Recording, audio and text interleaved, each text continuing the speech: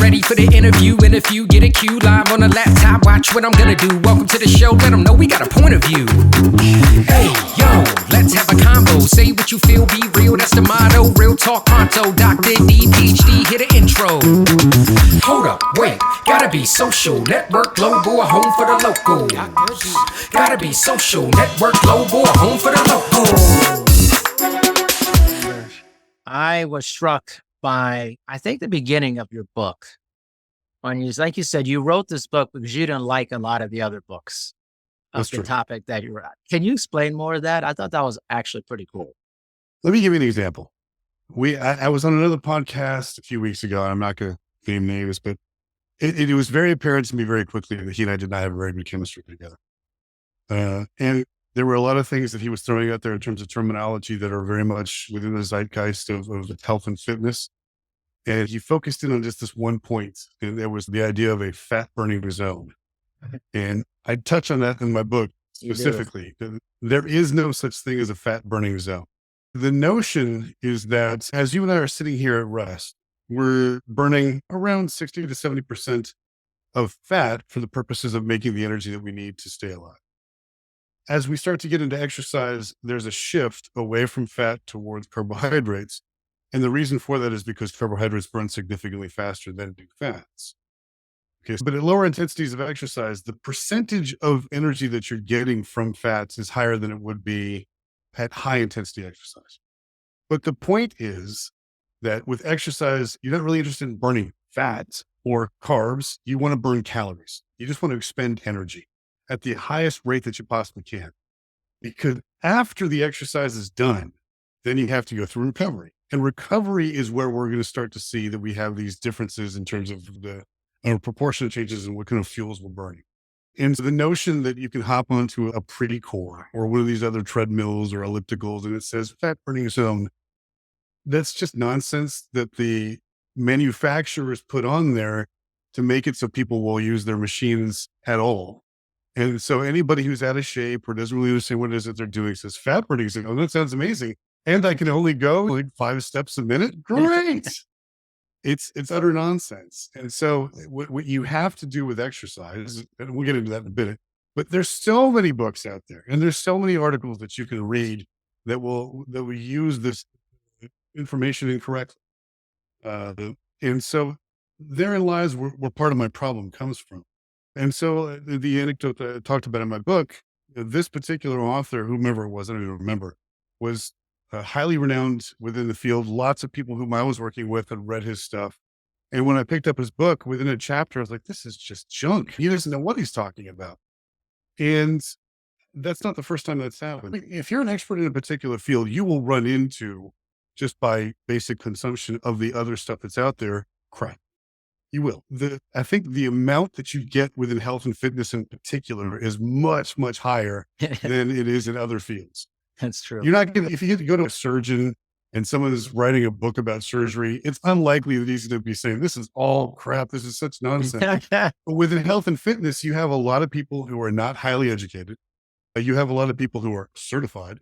And in many instances, if with those certification organizations, all that's really required is a weekend in a checkbook.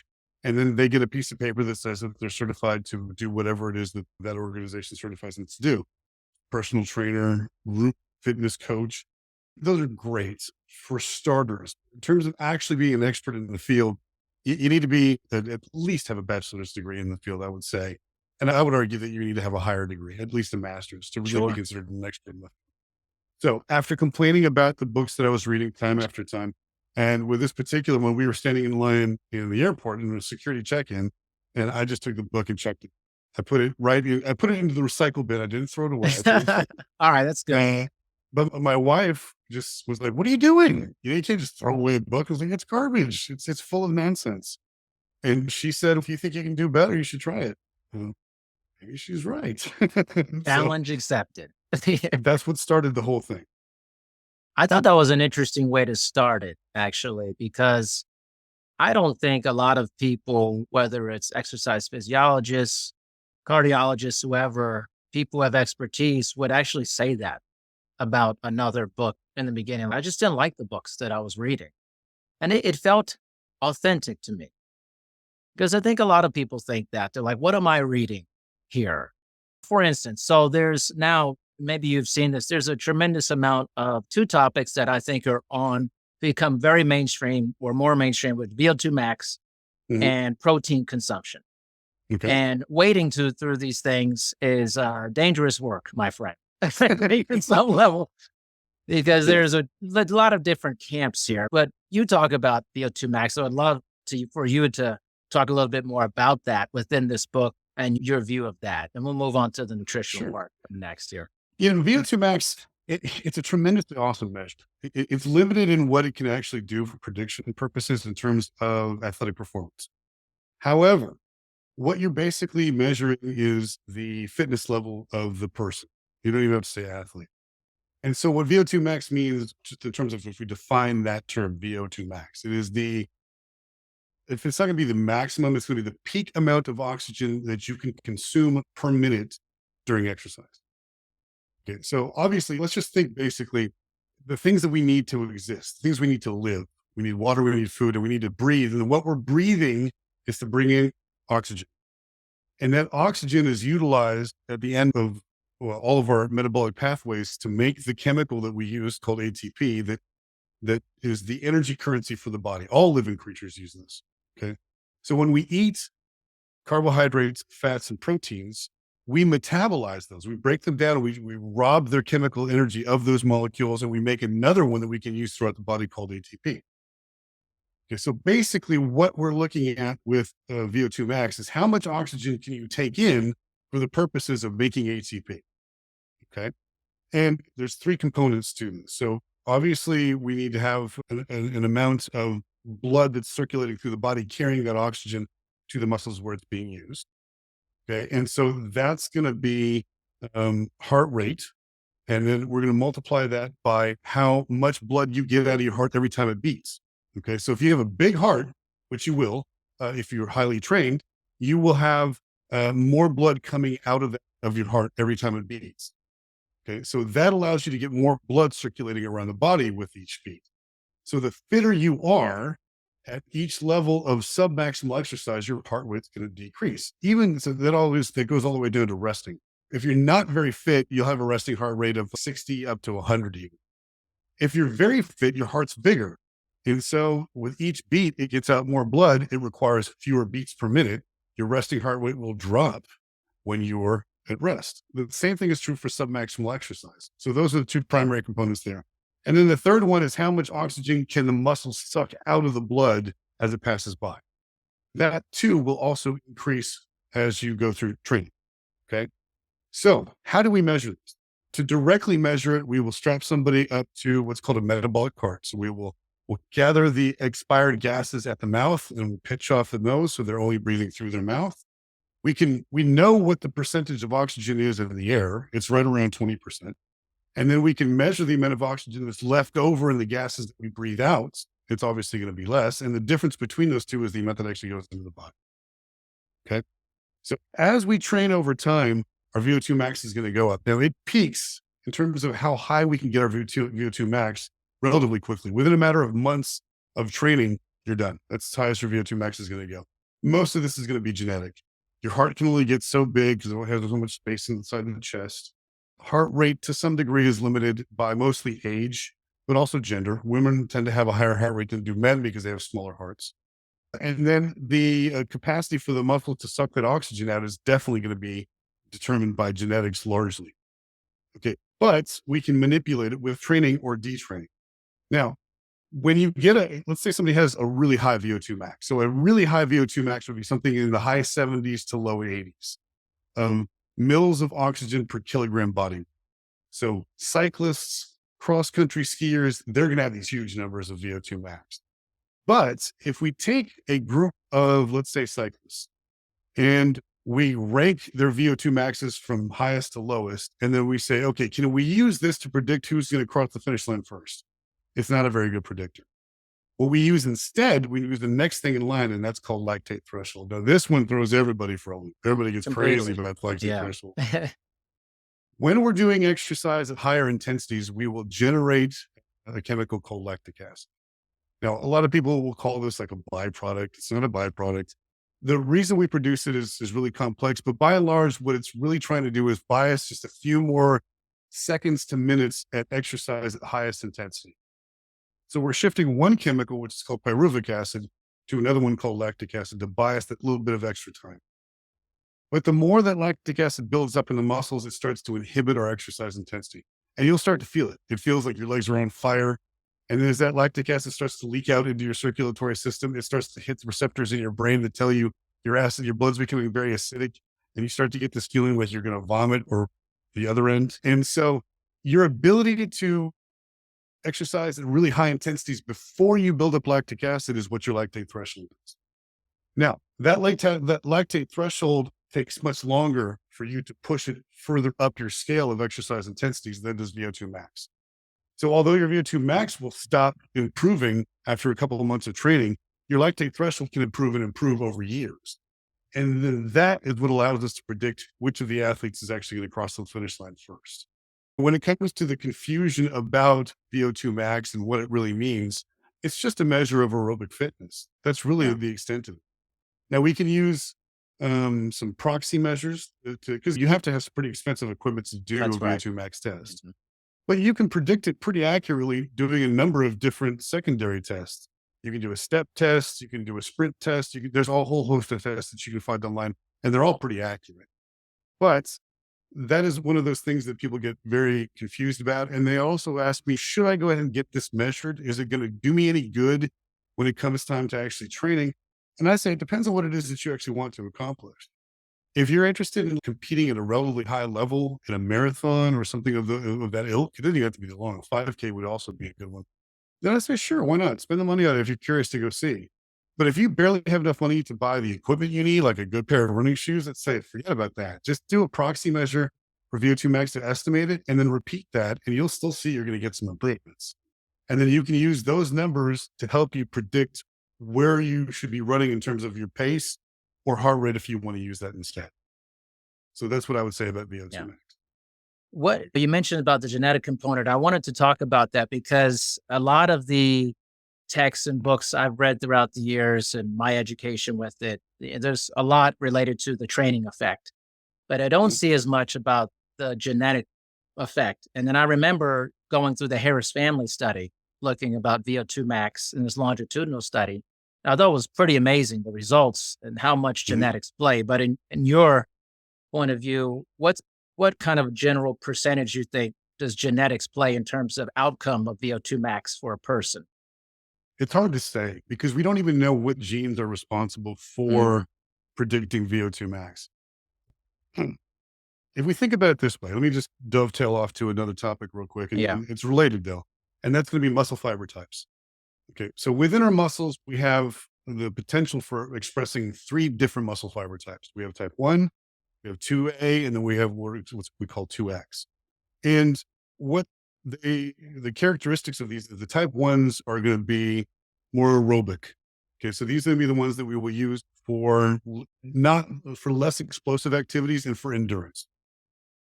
And then type 2A is somewhere in between. They are aerobic, but they also have a high capacity for burning carbohydrates anaerobically. And then 2X is going to be almost entirely anaerobic. So those are going to be the really powerful ones that we're going to use for big ballistic motions.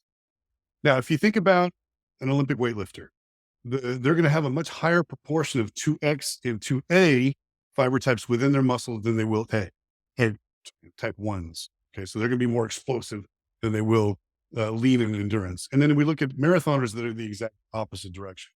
But all of us have the same genes to express any one of those fiber types in our body at any time. What allows one person to have more of the 2X and 2A and another one to have more of the 1? That part we just don't know. Okay, so going back to your question about VO2 max, we still just don't really know what drives somebody to be more or have a higher VO2 max than a lower one.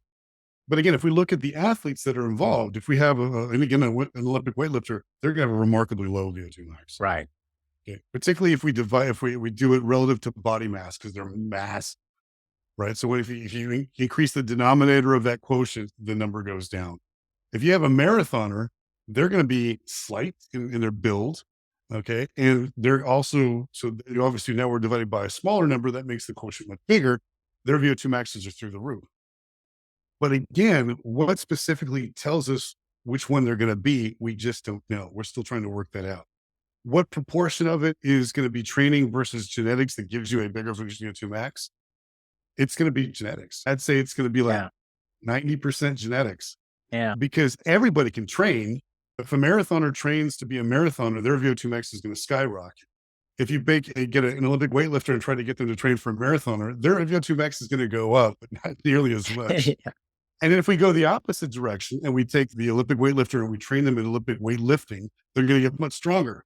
The marathoner will get stronger, but nothing compared to what they're going to see with the Olympic weightlifter, even if they're in the same weight class. So what proportion? It's got to be a huge number, but I don't know, and no one else does either. That's a mystery that we're still trying to work out. And I hope one day we get to find out. That would be great too. But I don't know is also a good answer. I think sometimes we try to have all the answers, but I don't know is a real authentic answer. Now, switching to staying on VO2 max, but looking at kind of general population, what are your thoughts about VO2 max and all-cause mortality related to that? Oh, there's a direct inverse correlation. So if the higher your VO2 max, the lower the rate of your all-cause mortality, for sure. And that just makes perfect sense. If you're fit, it's less likely that you're going to die of a heart attack, cancer, a stroke, any one of those normal morbidities that we would see with an aging process or just living a poor lifestyle. Now, is it really the fitness that's doing it? So is it the fact that you have a VO2 max that's high? Probably not. It's very likely that it's the fact that you do more exercise. But what other characteristics in your lifestyle are going to come along with having a high VO2 max? You're probably going to not drink as much. You're probably not going to eat crappy foods. You're probably going to sleep better, and you're probably going to have less stress in your life overall than someone who's a couch potato or sits at their desk plugging away all day. So it's not only going to be the fact that you have a higher VO2 max and you're more aerobically fit. It's all the other characteristics that can come combined in that lifestyle that are going to follow along with it. But it is absolutely a good predictor of all-cause mortality. Most definitely. Switching gears, obviously you talk about nutrition in your book, and a lot of my clients recently have been told by their physicians that they need to have more protein as they age. I would love for us to discuss that a little bit, because I think there's a lot of discussion out there in the internet, the sphere of influence about this. Tell me your thoughts, feelings, research related to this. I love protein, period. Yeah. So that's the short answer. Let me give you the longer answer. So in my book, I talk about, there was a researcher, and it's Florida Gulf Coast University. That's where he is. His area of study was to see just how much protein we can actually consume. What's the primary concern that we hear about from trainers and doctors and all sorts of people about taking in additional protein above and beyond what is recommended? Is that it's going to cause liver and kidney stress, if not damage. So he was trying to see, let's test that. Let's see how much protein we can stuff into these particular athletes. Now, these were mostly body, and I think they had a couple of Olympic weightlifters in there as well. So individuals who were interested in having additional muscle mass added on. And they would take in protein in any fashion that they could think of, because they were taking in many grams. So let's go ahead and think about the idea of what the normal amount that a normal human should take in per day is 0.7 grams per kilogram of body weight. Okay. An athlete should be somewhere around 1 to maybe 1.2 in that range. The question he was asking, can we bump this up to 2? Can we bump it up to 3? Could we bump it up to 4 or 5?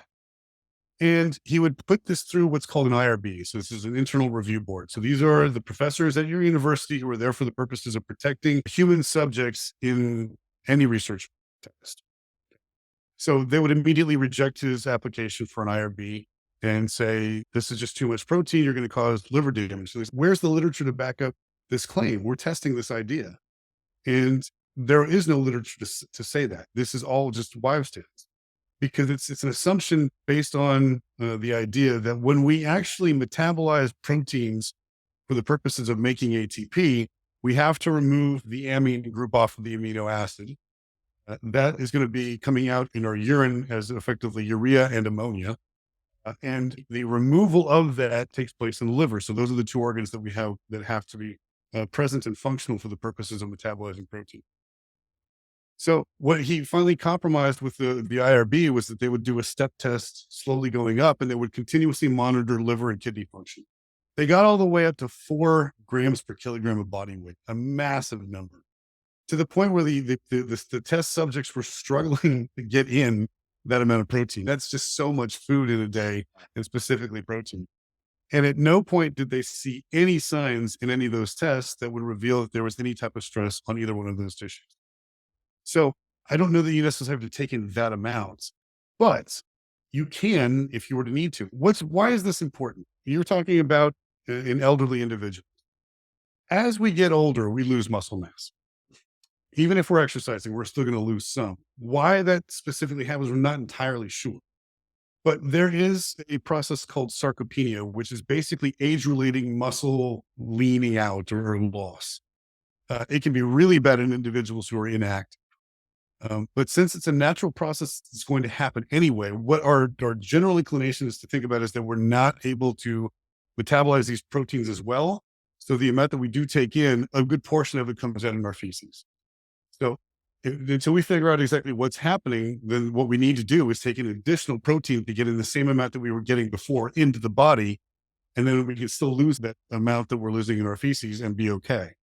And so there's a lot of research being done in older individuals that's diet related, specifically manipulating the amount of each of the 3 macronutrients that we have. And macronutrients obviously being carbohydrates, fats, and proteins.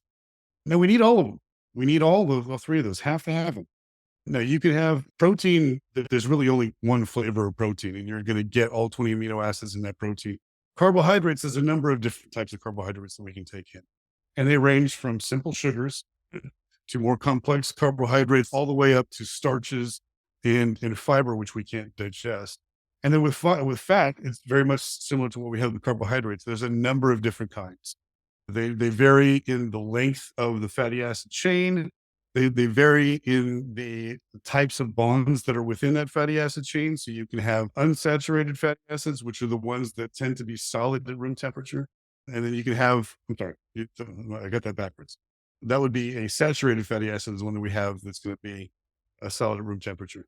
And then we can have a number of different kinds of polyunsaturated or monounsaturated fatty acids. And these are the ones that we think of as being healthier because they tend to be liquids at room temperature. But back to the idea of proteins, these studies have been going on quite well. And even if we don't have exercise included, we still see that there is an improvement in the amount of muscle mass that's retained as we age along. What really kickstarts that over the top is when we combine manipulation of the diet with exercise, and specifically resistance training. Resistance, there's lots of people who just do not like the idea of doing resistance training, particularly women. When you talk to them, you're like, I don't want to get bulky. Well, you're not going to get bulky unless you're intending to get bulky. But what you will do is you will have much more definition within the muscles that you do have. And you will shed off some of the fat that's around them so that you can actually see them better. There's plenty of evidence that when you do weight training appropriately and effectively, you actually lean down quite a bit. And you have to do a very different kind of weight training to actually get bulk and mass added on. So with older folks, we have the idea of sarcopenia, which is loss of muscle mass. But because a lot of these folks tend to not be very active, the other issue that we have, and this is the big danger, is that they also start to lose bone mass. Yeah. And bone mass is or loss of bone mass is one of the key predictors to long cause mortality, particularly if you have a fall. Falls tend to lead to fractures, and the one we're most scared of is hip fracture. The 1 year post mortem after hip fracture, depending on the age of the individual, can sometimes be as high as 60%. Yeah. So what that means is if you fall and you break a hip within 1 year, you're dead. So what we obviously want to do is prevent those falls from happening in the first place. But if someone is to fall, we want their bones to be resilient enough that they don't fracture. So along with this bone, there's a lot of protein in bone. And so if you're going to be combining a resistance training program, which is going to strengthen the muscles, it will also strengthen the bones. And we also want those bones to have enough protein present that they can produce the collagen fibers, which actually make the tensile strength of the bones better. So that's the whole story of the combination of those things. Now, how much protein can an older person take in? I've never seen that there's a particular limit. And I would be stunned if anybody above the age of 50 could have enough hours in the day to consume enough food that they would take in protein in the amounts that it would be dangerous for them moving forward. That said, I am not a medical professional. I'm a PhD. Always check out with your medical doctor before you start any type of new regimen, whether it's exercise or diet. Most definitely. I want to go back to the bone mineral density, especially. Please. Can you talk a little bit about the difference between your ability to increase the amount of bone mineral density as a younger, much younger person, let's say teenager, early 20s, versus someone who is a senior citizen? Sure. So part of this is going to be hormonal. The hormones that younger individuals have in higher quantities drives the production of new bone in the remodeling of that bone. So let me define what remodeling means. As we're going through gestation in the womb, we're turning cartilage into bone. That's bone modeling. That's making the bone the first time. And the analogy that I put in my book is, think of your house. Once the house is built from scratch, that's bone modeling. Thereafter, if you get a crack in your wall, you have to fix that crack. That's bone remodeling. Okay. So part of it's going to be hormone, part of it's going to be diet, and then the other big part of it's going to be exercise. In order for bones to maintain their bone mineral density, they have to be subjected to stress. And what we call that stress is load. And really what that means is the effect of gravity on the bones. Now, what exactly the signals are in terms of how we express that load, we don't entirely know. But what we do know is that when bones are unloaded, they do a much poorer job of maintaining their strength. Basically, the way to think about this is, if you don't lose it, if you don't use it, you're going to lose it. Okay. Bones and any other tissue are metabolically expensive to maintain. So if they're not getting the appropriate signals that we need to maintain the mass that we have, then we'll start to lose a portion of that bone mineral. The opposite is true as well. The more load we put on our bones, the stronger they're going to get over time, just like muscles. Okay. So a good portion of this is also just going to be exercise as we move along. Now, let's think about which bones we have the most issues with. As I mentioned, hip fractures are a big concern. So it's really lower body. Upper body, we don't have many breaks up here. And part of the reason why is that even if you sit every day of your life in a chair, you're still using your arms to do something. So there's load associated with that. It's the lower body that's going to be the issue. And so we have to get people to get up and move around, even if it's not going to be high intensity exercise, although I would say that's really important. They need to actually walk. If they can run, all the better. If they can do some form of resistance training, it even just be body weight, just doing step ups. Those things will help to increase the amount of load on the bone to maintain it over time. And then, of course, we talked about the other issues in terms of diet as well. Yeah, I think it's just an interesting topic, because I think we don't discuss bone mineral density enough in a mainstream thing. We talk about the chronic and acute adaptations to strength training and stuff. So it was good to drive home that point that bones are a big part of it. It has to be a discussion. So I want to segue into also the high intensity interval training, which you just mentioned, which you talk about in your book. And I love, because I'm a huge proponent of this, huge proponent. But I also think there's something else going on too, that I've seen in terms of, this is purely observational data that I have for it. Let me put a disclaimer, but I'm seeing a lot of steady state based aerobic activity these days, primarily, and not a lot actually of people really stressing their cardiorespiratory system.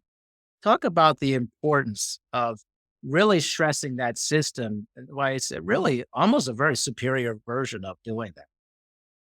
It is. And there's a number of reasons why. But I think the first one, the most practical one, is that you can pack in a 3-hour workout at low intensity into a 30-minute workout at high intensity, and get the same benefits, if not even more. Now, we're going back to the same idea. It depends on population that's in question. If we have athletes that are training for a specific events, if you got a marathoner or ultra marathoner, they got to do long distance runs, because that is the event that they're training for. But even with those athletes, I'd still throw in some sprint sets, because they need to have those too. But if we're talking about your average Joe who is just trying to stay fit, leave the long distance runs behind unless you enjoy those. If you enjoy them, go do them. But if you don't have time on a Sunday to go out for 3 or 4 hours, then let's do a HIIT training session instead and pack that in there to get the same benefit. Now, the question is, why is it that these high intensity interval training sessions are better physiologically, which is what the book is all about? In what we think is happening here is that we have two things. One, we have carbon dioxide is building up in the blood in much higher proportions or quantities than it would at low intensity exercise. And then two, lactic acid. Okay. That's another thing that's going to build up in the blood during a HIIT session that you're not really going to do during a low intensity session. Those two chemicals are potent stimulators of the aerobic system to make it adapt and get stronger.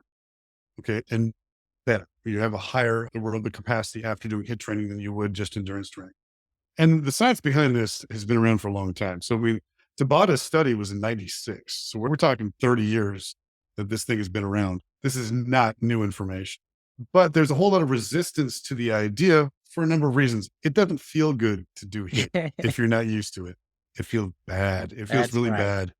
And it can be intimidating for people to do HIIT if they're not used to it. So if you don't want to do it, then go and put in that other time. It's better than nothing. But what we're talking about here is which of these modalities is the best in terms of training your body, and that not just for the aerobic capacity, but also for the additional physiological benefits of preventing heart disease, preventing respiratory disease, preventing bone mineral density loss, etc. All these things are going to be better with HIIT because the load that you put on the muscles and the bones is going to be higher. The stress that you put on your respiratory system is going to be higher. And in addition to that, you're exposing the brain to much higher levels of neurotransmitter release, which allows your brain to calm down more after the exercise is done. So why are we shifting back away from HIITs now? It's been cool for a couple of years. And now we're going to go off and do this other thing. It's cyclical. It just comes back around. I think that for myself, I love doing HIITs, but I also like to go for a really long bike ride or a really long open water swim because that's my time to just zen out and be there. When I'm doing a HIIT training, I got to be on. I'm thinking what I'm doing right there and then. I cannot let my mind wander because something's going to go wrong. I don't think there's any particular danger in letting people do what it is they wish. But what my point of view is, I want to educate you on the most efficient form of exercise you can potentially do. And there is no age limit in terms of who can and cannot do HIIT training. We just have to modify it a little bit to specify it to your needs and limitations, but everybody can do it. Yeah. And there's a variety of different modalities that you can use to facilitate this, which is wonderful about that. Whereas if you're trying to do something steady state, let's say the rower, is very difficult to do the rower for a really long time. Efficiency, you have to be really efficient and have great technique to do it for that. So HIIT, you can do almost anything and create a session with that, which is beautiful. I want to talk You don't need also any equipment. You don't need any equipment right, at all. literally. You can do it barefoot naked if you want to. That's right. All you have to do is you just have to do something that's going to get your heart rate up and keep it up. That's exactly right. I would love for you to add on to this and talk about the role of excess post-oxygen consumption and related to HIIT as well as another benefit related to it. So let's think of ourselves as being on a treadmill. We're standing on a treadmill and it's not moving yet, and we're about to start exercise. Okay. And this is a pretty highly trained individual who's not going to be anticipating the start of the exercise. They're just going to be standing there chilling. Okay. As soon as we start that run, their body has not gotten into a position where it's delivering an adequate amount of oxygen to the muscles to supply the oxygen that's necessary to get to steady state exercise. It takes a little while to get there. Okay. And during that time, we're going to be relying on other energy systems to provide the gap between our oxidative systems and then our oxygen demand. So we're going to be producing a little bit of lactic acid. We'll be producing quite a bit of CO2 that's going to be staying in the blood, et cetera. Okay. So in other words, then the way that we look at this is your heart rate. So you're standing on the treadmill and your heart's at about 60 beats per minute. And then I hit go and I make you start sprinting right off the bat. Okay. Where your heart rate should be at that particular intensity of exercise is at about 120, but it's not there yet. It's going to take some time to get there. Your respiratory rate should be at about 60 breaths per minute, and it's not there yet. It's only at about 40. And it's not going to just jump up to 60. It's going to take some time to get there. The exact opposite is true when we get to the end of the exercise. Okay, so we got this person to steady state exercise. Their oxygen demand is exactly the same as their oxygen consumption. Now, at the end of exercise, we hit stop and we come to a crashing halt and they're just standing there. But they're not going to go right back down to their resting heart rate immediately. And their respiratory rate's not going to go right back down to where it was immediately. It's going to take some time. Okay. And what was thought initially was that the amount of oxygen debt that we built up at the beginning of exercise should match the amount of additional oxygen consumption we have at the end of exercise. They don't match. There is quite a bit more extra oxygen consumption that takes place at the end of exercise during recovery than the debt that we built up at the beginning. So what is that doing? That additional oxygen that we're taking in is there for the purposes of helping us recover. Okay, so we have our parasympathetic nervous system is kicking in, it's slowing down our heart rate, it's slowing down our respiratory rate, it's bringing us back down to our calm state where we can eat again. Okay. The higher that amount of post-exercise oxygen consumption, the better, because that's also during the time when we're going to be burning more fats than carbohydrates, which is ideal. Okay. Which means that during your recovery after a very high intensity exercise, you have a much higher EPOC, so excess post-oxygen consumption, than you would if it were a lower intensity steady state exercise. And not just that. So once you get down to the point where you're now breathing at a more normal rate, you think, okay, I've recovered completely. That would probably happen within a matter of 20 to 30 minutes, really, maybe a little bit longer, depending on your fitness level. But the actual amount of oxygen that you're taking out of your blood still remains elevated for a few hours afterwards. And during that time, we're still going through recovery. And the energy that we're going to be tipping into to actually go through that recovery phase is going to be provided largely by fats. So what we want is for the EPOC, the excess post-oxygen consumption, to be high and for as long a period of time as possible. Those are both increased if we do HIIT versus endurance training. Okay. So again, we're going back to this idea of the fat burning zone. No such thing. Where you're going to burn fats during high intensity exercise or in relation to a high intensity exercise session is after the workout's done. Okay? And that's what we want to see. Okay. So that's where that idea comes in. Now, that said, I put this in my book.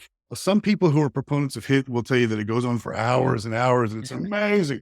It's really not that much more than you would get from endurance training, but it's still enough to make a difference. It's 10 to 15%. And in physiological terms, 10 to 15%, it's pretty big number. Yeah, that is actually pretty large number thinking about that. I wanted to move into it's in there on here about the Hadza, and this is really interesting information and something that also I've seen in Dr. Daniel Lieberman's book, Exercised, about the study of the Hadza. Give some background a little bit about the population of people so people know what we're talking about here. And then also what the observation of this group of people related to exercise, nutrition, and all the above. Sure. So I saw this study and it was on maybe World News Tonight or something, but they did a brief story on it. And I found it fascinating. So I grabbed the paper and it's one of my favorite papers. There's a lot of scientific papers that go on pages long. This one was like 3 pages, and so you could get through it quick. And the message was short and punchy. You got right to the point. And it was written in a language, and I don't mean English, just in a terminology that was very user-friendly to a lay audience. So it was a great study. So the Hadza, Hadza, this is what we would call as close to a Paleolithic type hunter-gatherer tribe as you're going to find anymore. They live in Tanzania. And they have a division of labor where the women and children are largely gatherers, and the men are almost entirely going to be hunters. Okay. So they walk for miles a day. I think the men go up to 7 miles a day. The women are around 3. But even with that, once they find the thing that they're foraging for, in many instances, they have to dig up tubers. So that takes quite a bit of energy. The men will either walk or they'll jog at a very slow pace for hours at a time, wearing out their prey until they can kill them. Okay. Their diet is seasonal because obviously they don't have a grocery store. So they're eating what nature is giving them. And so it rotates around. And so there's some science that states that eating a rotation of foods throughout a seasonal diet is better than having things that are available to you year round. But the 2 big things that we get from the Hadza tribe and other Paleolithic tribe is looking at their total energy expenditure, their physical activity level, and then their base metabolic rate. So let's define all these things. Physical activity level makes perfect sense. It's how much extra energy do you burn every day above and beyond what you need to live doing your activities. Okay. The base metabolic rate is just how much energy do you need to stay alive. So if we lay you flat down on your back and all we let you do is breathe, and that's it, you burn X calories. Okay. When we combine those two, we get a total energy expenditure. So this group of researchers went to Tanzania, and they're not going to bring a treadmill or a metabolic cart with them. So what they did was they used what's called doubly labeled water, which they could then use to determine what their aerobic capacity is and how many calories they burned. What they noticed pretty quickly was that they burn, see, I'm looking at my book right now in terms of total energy expenditure. They burn more calories per day than do Westerners who are doing the same thing, okay, who are having the same experiments done on them. But it's proportionate to their body mass, okay? If you have somebody who's sitting at a desk all day long, they're going to be heavier than their Hadza counterparts. They tend to have a higher base metabolic rate because they have more tissue presence, and they're going to burn more calories. But if you divide that by their total body mass, the Hadza way outpaced. Yeah. Okay. So they have a higher base metabolic rate. They do more physical activity every single day. And then they have a diet that's entirely different from ours. Yeah. Okay. So the idea from this is that if you lead a sedentary lifestyle, you're going to put on more mass, and that's going to drive up your base metabolic rate quite a bit in your total energy expenditure because we have just so much more stuff. So if you've ever heard somebody say, I'm not making aversions to anybody who's fat or obese in any way, shape, or form, but if we see somebody, and I've talked to a lot of people who are overweight and obese, they say, my metabolism is just so slow. Not entirely true. Yeah. All that additional mass that they have, all that additional tissue requires a much bigger metabolism. So their metabolism overall is way more than someone who's smaller than them. But if we divide that by body mass, then the smaller individual is going to have a higher metabolic rate per unit mass than the bigger person. Okay. So the key part of that particular study was to debunk this whole idea that they have these metabolisms that are just through the roof. Their metabolic rates were either the exact same or slightly lower than the more overweight and obese Westerners who had the crappy diets and the sedentary lifestyle. Now, I go into this in the book as well. If we look at, and that's why I had the title of the book being Exercise Ain't Enough. What I mean is exercise ain't enough to lose weight. That's correct. If you're not going to change your diet, exercise alone is not going to do squat. Exactly. And I can tell you the reason why is that we take in so many more calories in a Western diet than we ever possibly should. And then in addition to that, when we have people who are coming off the street and saying, I want to start a new workout routine, they're really diligent about their workouts, but then they fall off the wagon when it comes to their diet. And it's called reward feeding. So I've already got a bad diet, but now I just got through this horrendously heavy, awful workout. And I'm so proud of myself. I'm going to reward myself with an extra scoop of ice cream. Well, you just undid everything you just did in an exercise session. Because you just took in twice as many calories in that extra scoop of ice cream than the calories you burned during your exercise session. Yeah. So the mantra to the story here is that diet always trumps exercise when it comes to weight loss. So we go through the idea of the Hadza and their daily activity level, which is extremely important, but not so much because for their weight loss or weight maintenance, but for all the other physiological benefits that are brought into effect by doing exercise. But when it comes to maintaining their lower weight, it's all about the diet. Right. So they're eating raw food. Okay. And what do we mean by raw? Raw is anything that's not processed. And what does processing means? It means anything that you do to that food to make it easier for you to digest. So if I take an apple in the morning and I cut off a slice of it and I eat that slice only, that's processing. Okay. Now it's not very much processing, but it's still processing. Okay. So we eat foods largely in a Western diet that have been processed to the hilt. Okay. They are so processed. And that means that we're adding in all these additional ingredients that we really don't need. And that is additional calories that we don't need.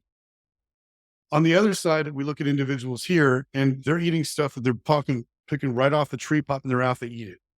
Now their body has to expend quite a bit of energy to actually process that food. They've got to chew it.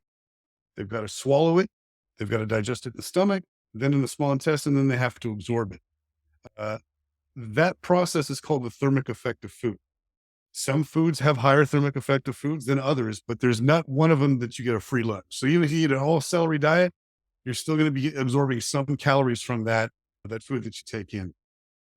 Now, in addition to the fact that they have all these raw foods, they're going to eat meat that they're going to get from the animals that they hunt, but they're not going to get nearly as much as we consume. We eat way more animal protein and animal products than they do, because theirs are going to be seasonal again. The other thing that's interesting in terms of the meats that they eat is that they don't just eat the muscle. They eat organ meats, which are really important to a lot of these diets. And what do I mean by organ meats? Liver, intestines, kidney, brain, tongue, eyes, testicles, the whole animal. And this is not something that's only seen within Paleolithic tribes. Okay. We also see this within cultures where there tends to be a lot more poverty. So my mother came from Venezuela. My father came from Scotland. And on both sides of that family, I was fed things my friends were, I can't believe you eat that. So much so that we have something called black pudding in Scotland. Yeah. You take a casing, you stuff it with oats, and then you take the blood of the sheep or the cow and you pour it into that. So you're eating blood sausage, literally blood sausage. But if you don't have a lot of money, you're going to eat every last bit of that animal. Another part that's really important, marrow is highly nutritious. Marrow is one of my daughter's favorite things to eat when we go out to a restaurant, if they're a restaurant that will serve it. And so there's great things there. The last thing that I will say is this about these folks. The primary difference that I noticed when I was going through their consumption of food versus ours is that the huge quantities of fiber that they will take in. And they're not taking it in because they're thinking about it. They're taking it in because they're eating foods that are high in fiber. So what does fiber mean? There's two different kinds of fiber.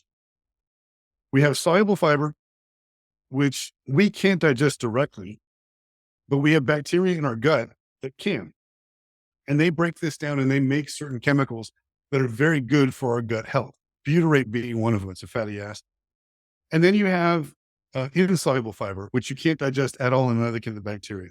And that's what gives us bulk in our feces. And that's what allows us to reduce the transit time of our food through our colon. So let's think of it this way. If you take in a meal that has very low fiber, it's going to stay in your colon for a very, very long time. The longer that transit time is there, or the longer the transit time, the higher the risk for developing things like colorectal cancer. Okay, so you want to have a very high fiber intake. Now, the Hadza are taking in on the order of 60 grams a day. We're taking in 2 to 3. It's just a paltry sum of fiber. And it's not even like it's hard. It's not you have hard. To eat the skins of fruits. So apples, great in fiber. Long whole grains have plenty of fiber in them. Any of the sweet potatoes, packed with fiber. Those are the kinds of things, green leafy vegetables, packed with fiber. So there's where you have to make your change. Those are the things that you have to do to actually try to bring down your weight. You have to decrease the total number of calories taken per day completely. Men should be around 2,000 calories a day. Women, maybe 1,800, maybe 1,600. Right now, we're double that on the average in America.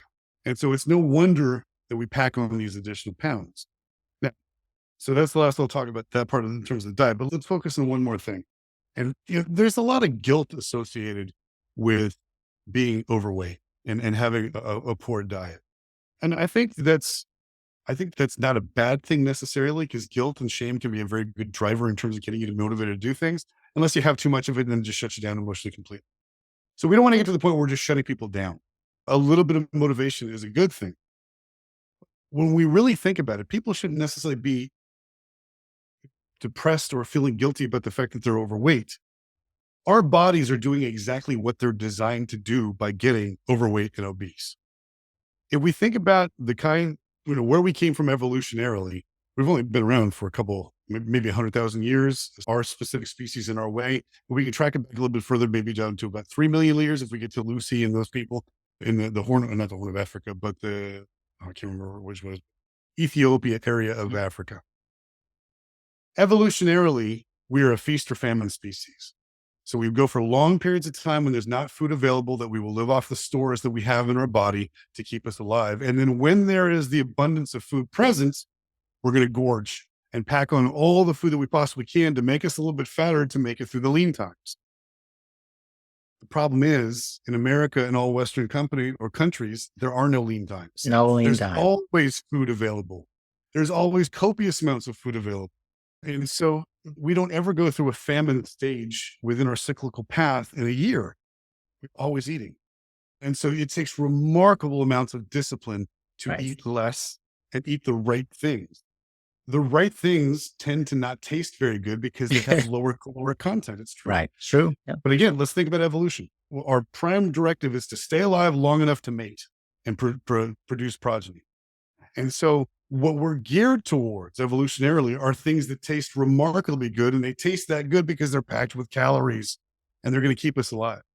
But when we get to this stage, now it's the exact opposite. Now those are liabilities.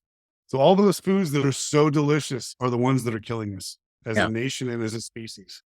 So get rid of the guilt. Stop beating yourself up over the fact that you are overweight and obese and do something about it. But know that it's not necessarily your fault. This is your genetic code. Right. And it's true for all of us. Now, some people will be leaner than others and can eat a whole lot. Those people, if we lived in feast or famine times, would be the first ones to die. Correct. If the rest of us who have a difficult time keeping mass off, who would be the survivors if we were in a feast or famine situation again? Yeah. And you mentioned also too, I believe in the book, and this is definitely part of the Hadza, if they were transplanted into our standard kind of American cultural diet, they would also gain quite a bit of weight as well. It's not like they're special in terms of that. It's their environments where they're at. Exactly. It's very much based off of that. Not that there's a special capability that they have. Sure. For their genetic code is going to be 99% the same as ours. It's all about the environment that you put yourself in. Correct. Okay. Right. Or that not you put yourself in, but that you are in. Now that you are in. You can choose to change your environment, but it's akin to being a drug addict or an alcoholic or a compulsive gambler or whatever else you have that you have a compulsion for. If you keep those same things around you, you're going to do those same things. Right. Right. So if you want to lose weight, you cannot have a pantry full of crap. You have to get that thing changed. Right. If you, this is going to sound pretty harsh, but if your entire peer group is doing those same old activities and you want to leave that, you're going to have to limit your exposure to that peer group. You just have to. Don't be around them during meal times. Be around them during other times. But the same thing is going to be true if you're a drug addict or an alcoholic. If your friends are still living that same lifestyle and you want to kick that habit, you cannot be around those people doing those things. You can't. So it all comes down to willpower, and it all comes down to sucking some willpower off of some other people who can give you some of theirs to give you direction and confines in terms of your behavior. Yeah. And adding on to the metabolism part is we've had some pretty good data in the last few years that metabolism really alters dramatically in your 60s, more dramatically versus this in the past. You've thought about it in, your late 30s, 40s, just, and this, my metabolism is so slow. Really not that significant until you get much older. For that, I don't even know if it changes tremendously as you get that much older. It's not even that big. Changes, it's a small percentage. Yeah, your behavior. And you have this inverse relationship too of your activity levels and your nutrition levels as you age, they start passing each other. Mm-hmm. One going down, the other going up for that. Sure. Yeah, as you get into your retirement, you're in your golden years. Yeah. You can eat whatever you want now. Yeah. And people do. And they end up kicking the bucket a lot sooner than they would otherwise. But yeah, you're right. Let's think about this. When the initial idea in terms of when you started to have a slower metabolism, putting on mass, was mid-20s to 30s. Yeah. So what's changed? You have spent the entire time up to that point being in school. Okay. And just the nature of being in school, we're going to go from this class to this class to this class. I'm going to play with my friends outside. I'm playing here doing this. Your energy expenditure is through the roof relative to once you graduate college and you get your first job and now you're sitting on your ass all day long. That's a complete change of environment. Yeah, of course. Okay. And so, and then let's say that you get married and you have a partner who you're going to behave that same way with. Oh, things get much worse then. Okay. So you can change these things. You really can. If you see individuals who maintain an active lifestyle throughout, you don't see a big change in their metabolic rate. Right. And if you do see people who have a change in their metabolic rate, they can change that metabolic rate with a combination of diet and exercise. Most definitely. I have to tell you, this was a masterclass in this information, which is what I was hoping it would be. So just Good. giving Glad to people hear great it. information, excellent book, easy read. And I love the title Exercise Ain't Enough because I think for too long, especially in people who exercise regularly, they use exercise as the crutch to do whatever they want in other areas. And the reality is it just doesn't work like It doesn't work. that. So thank you for writing something that you enjoyed writing and reading Absolutely. yourself for that. So again, I would love for you have been on before, but it's always good to tell people where they can learn more about Sure. Dr. Alexander. Like you said, the book, it's a short, punchy read. It's just maybe 150 pages. So you can roll right through it very quickly. You can find it on Amazon, and you can also find it on my website, which is goodegg.fitness. So OODFITNESS. I'm all over the place. GODEGG.fitness. Go to there and you can find all my books and all the podcasts I've been on, including the last one I was on with you. And this one will be on there next. Awesome. Alexander, you're awesome. Thank you so much for being on again. I appreciate you. I'm so happy to be here anytime.